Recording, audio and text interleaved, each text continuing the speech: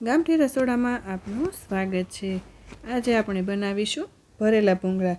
તો તમે બટેકા ભૂંગળા તો ખાધા હશે, તો આજે આપણે નવો જ એકદમ નાસ્તો બનાવીશું ભરેલા ભૂંગળા, જે તમે આ રીતે ને આ લુકમાં ક્યારેય નહીં જોયા હોય।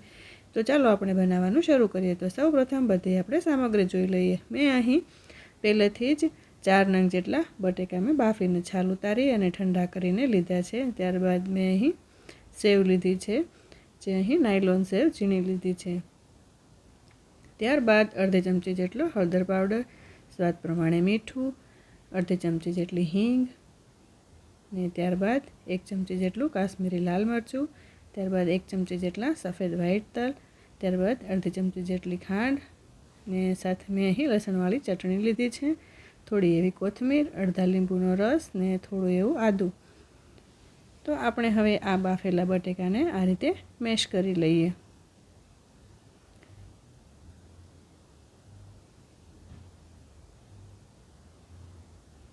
તો આ રીતે મેશ કર્યા બાદ હવે આપણે વઘાર કરી લઈએ બધા જ મસાલાનો। તો ગેસ પર એક વઘારિયું મૂકી ને તેમાં 2 ચમચી જેટલું તેલ ઉમેરી ને સાથે આપણે ઉમેરીશું અહીં હિંગ ઉમેર્યા બાદ હવે આપણે ઉમેરીશું સાથે તલ। તો થોડીવાર માટે તલને આપણે ફૂટવા દેવાના છે આ રીતે। તો અહીં આપણા તલ ફૂટી રહ્યા છે અને હવે આપણે ઉમેરીશું જે લસણવાળી ચટણી છે તે આપણે ઉમેરીશું।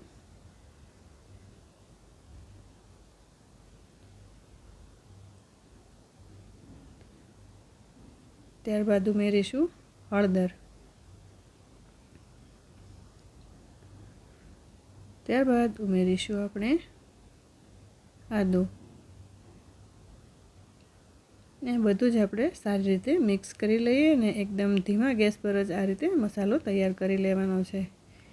તો આ રીતે તમે બનાવશો તો તેનો ફ્લેવર એટલે કે ટેસ્ટ ખૂબ જ સરસ એવો આવશે, ને તમે પણ ઘરે એકવાર જરૂરથી ટ્રાય કરજો। ને સાથે આપણે ઉમેરીશું ખાંડ, લાલ મરચું પાવડર ને અડધા લીંબુનો રસ। તમે લીંબુનો રસ ન હોય તો તમે તેમાં આમચૂર પાવડર પણ ઉમેરી શકો છો, ને સાથે ઉમેરીશું કોથમીર,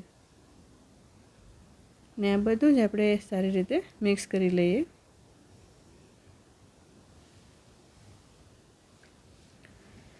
તો આ રીતે આપણો મસાલો અહીં તૈયાર થઈ ગયો છે, અને હવે આપણે જે મેશ કરેલા બટેકા છે તેની સાથે આપણે આ રીતે ઉમેરી દઈએ। ઉમેર્યા બાદ આપણે હવે ચમચીની મદદથી મિક્સ કરી લઈશું। તો હવે આપણે ઉપરથી ઉમેરીશું સ્વાદ પ્રમાણે મીઠું, ત્યારબાદ અડધી ચમચી જેટલો ગરમ મસાલો, ને આ બધું જ આપણે સારી રીતે મિક્સ કરી લેવાનું છે।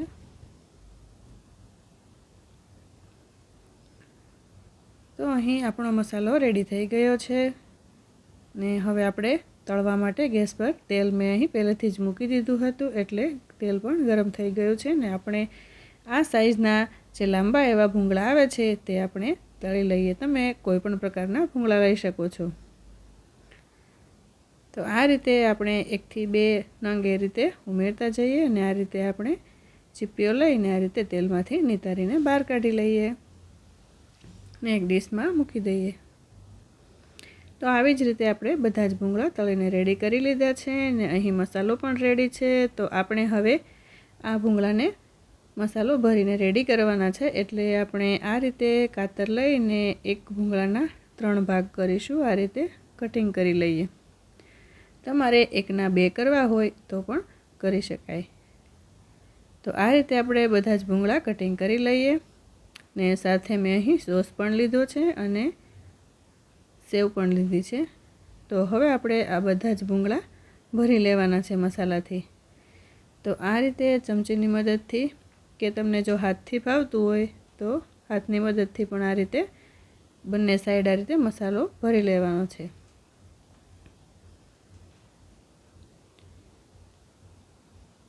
તો આવી જ રીતે મસાલો ભર્યા બાદ આપણે હવે તેને બંને સાઈડ આ રીતે સોસમાં થોડું એવું ડીપ કરીશું ને સાથે સેવ ઉપરથી લગાવીશું. તો આવી જ રીતે બંને સાઈડ કરવાનું છે. તમારે સોસ ન લગાવવો હોય તો પણ આમ જ સેવ પણ લગાવી શકાય. તો આ રીતે આપણે એક પછી એક બધા જ ભૂંગળા ભરીને રેડી કરી લેવાના છે. તમને જો મારો વિડીયો ગમ્યો હોય તો મારી ચેનલને લાઈક, શેર અને સબસ્ક્રાઈબ કરવાનું ભૂલતા નહીં. તો આવી રીતે આપણે બધા ભૂંગળા તૈયાર કરી લઈએ. ને ખૂબ સરસ એવા પણ દેખાઈ રહ્યા છે. જે જોતાં જ મોંમાં પાણી આવી જાય તેવા ભરેલા ભૂંગળા અહીં રેડી થઈ રહ્યા છે.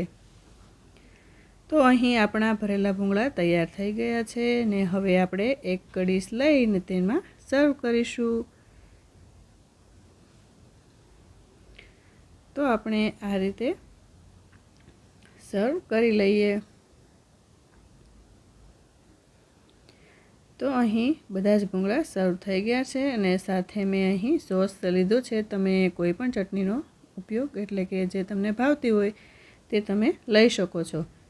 તો તમે પણ ઘરે જરૂરથી એકવાર ટ્રાય કરજો અને મને કમેન્ટ બોક્સમાં જણાવજો કે તમને આ મારો ભરેલા ભૂંગળાનો વિડીયો કેવો લાગ્યો.